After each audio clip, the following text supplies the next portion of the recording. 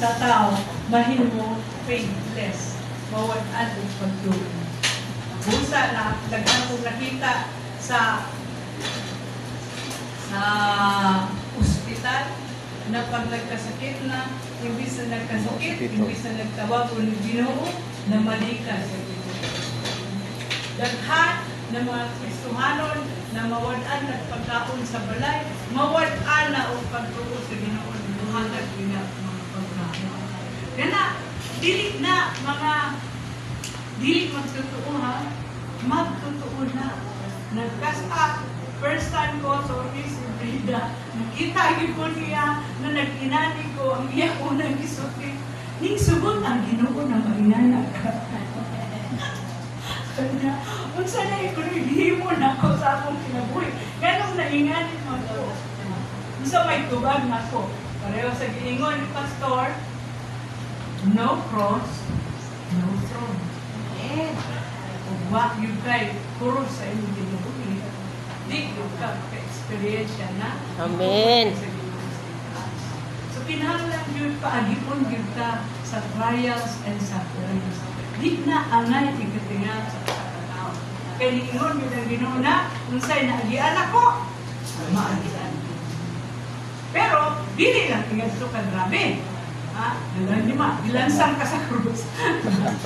Pero, ang imong mga kaagi, muna na ka gilansang sa krus. Kung ikaw pa, istorya ko, mao na ako, pag nagsakil na, nagsugod na sakit ang akong tingin, masay giningon din na sa 1 Peter, ang 1,000 day, sa pareho sa 1,000 years, sabi ko, Lord, sinisakit na ako, pinakaminutos doon sa imo pa. Para sa ako, tinuwid na. Pero sa imo, pinuras na.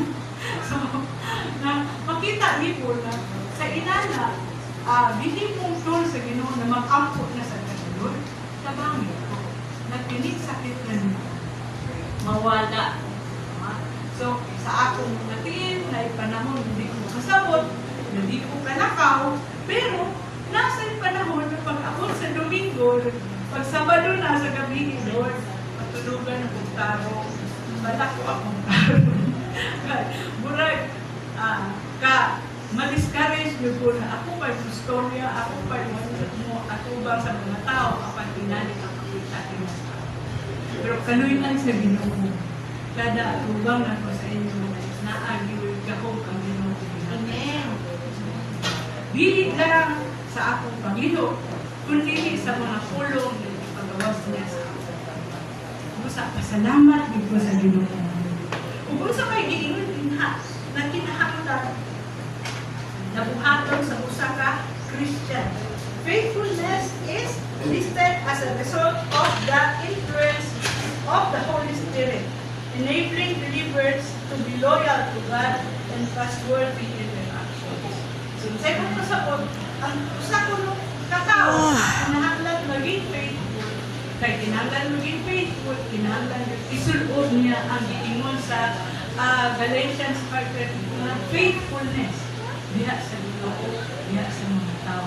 Napanimuhaan din nato na maging faithful ka sa atong mga diho, diha sa Ginoo, diha sa simbahan, diha sa mga tao. Now, ang usa yun,